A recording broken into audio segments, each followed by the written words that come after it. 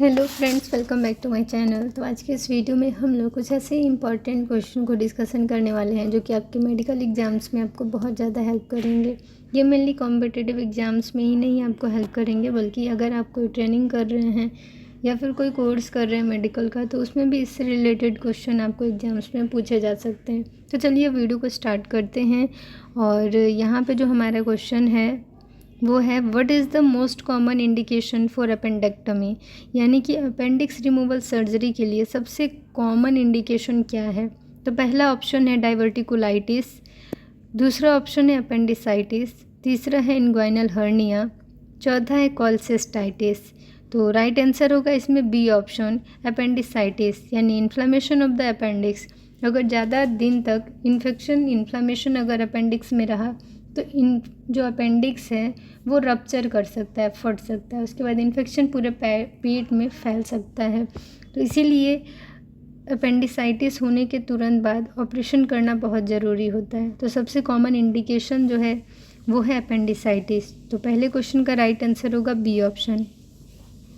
Next question है हमारा, which of the following is a contraindication for laparoscopic cholecystectomy, यानी कि अगर आप दूरबीन से जीवी रिमूवल सर्जरी करते हैं तो उसके लिए कॉन्ट्रा इंडिकेशन क्या है, यानी कब नहीं करना चाहिए दूरबीन से ऑपरेशन। तो पहला ऑप्शन है प्रीवियस एब्डोमिनल सर्जरी, अगर पहले ही आपका एब्डोमिनल सर्जरी हो रखा है तब, अगर आपका स्टोन जो है वो बहुत ज़्यादा सीवियर है, बी ऑप्शन जो है सीवियर गॉल स्टोन डिजीज, तीसरा है एक्यूट कोलेसिस्टाइटिस, चौथा ऑप्शन है ऑल ऑफ दी अबव। तो ये तीनों ऑप्शन ठीक हैं। अगर आपका पहले पेट का ऑपरेशन हो रखा है तो लेपेरोस्कोपिक सर्जरी करना सही नहीं है, ठीक है, यानी लैप्रोस्कोपी करना सही नहीं है।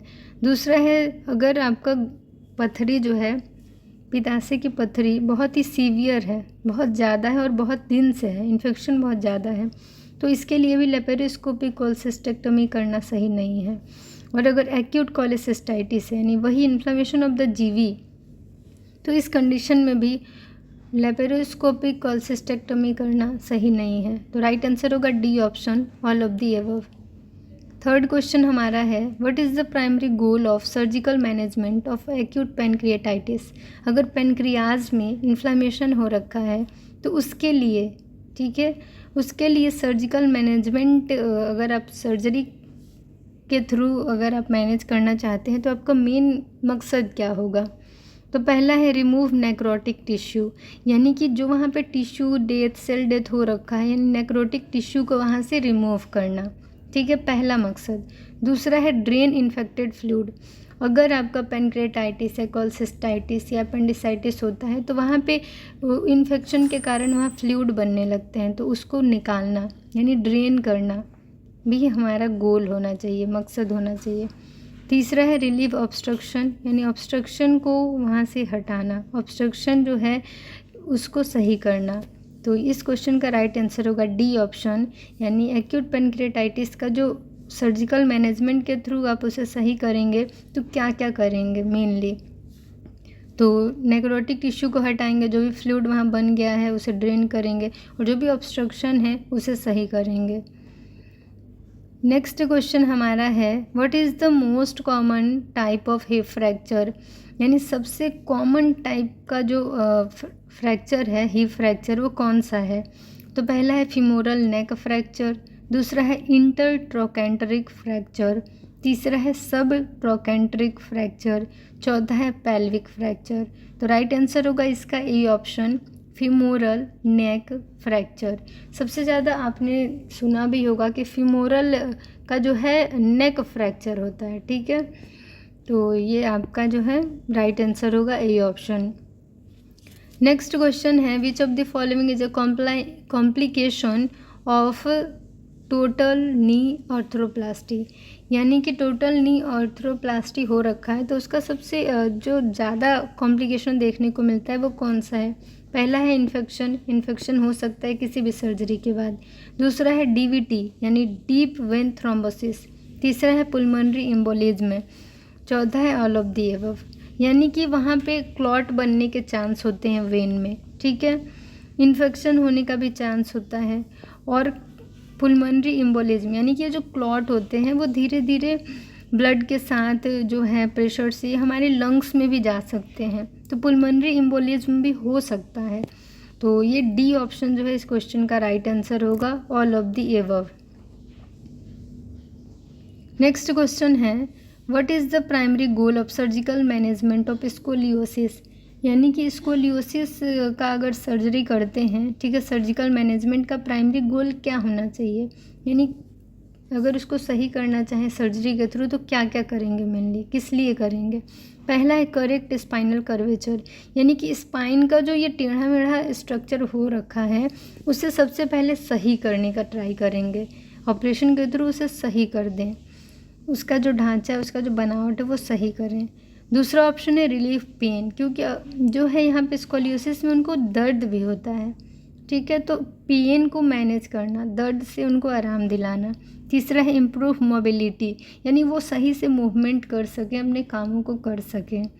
डी ऑप्शन होगा इस क्वेश्चन का right answer, all of the above, यानी दर्द से आराम दिलाना, मूवमेंट सही से हो पाना उनका, और उनका जो स्ट्रक्चर है, जो बनावट है वो सही से कर देना, ठीक है, यही मेन प्राइमरी गोल होगा। नेक्स्ट क्वेश्चन है, what is the most common type of brain tumour. Brain tumour के बारे में आपने सुना होगा, तो सबसे कॉमन सामान्य तौर पर कौन सा प्रकार आपको देखने को मिलता है। पहला है ग्लियोब्लास्टोमा, दूसरा है मेनिंजियोमा, तीसरा है एस्ट्रोसाइटोमा और चौथा है पिट्यूटरी एडिनोमा। तो इस क्वेश्चन का राइट आंसर होगा ग्लियोब्लास्टोमा। तो इस क्वेश्चन का राइट आंसर होगा ग्लियोब्लास्टोमा।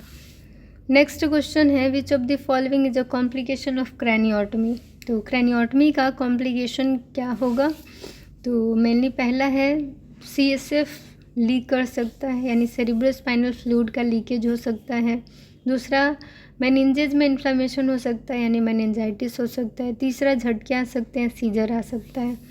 तो इसका राइट आंसर होगा क्रैनियोटमी के कॉम्प्लिकेशन में तीनों ही सही है, झटके भी आ सकते हैं, सीजर भी आ सकते हैं, इन्फ्लेमेशन भी हो सकता है मेनिंजेज में, और CSF लीक भी कर सकता है।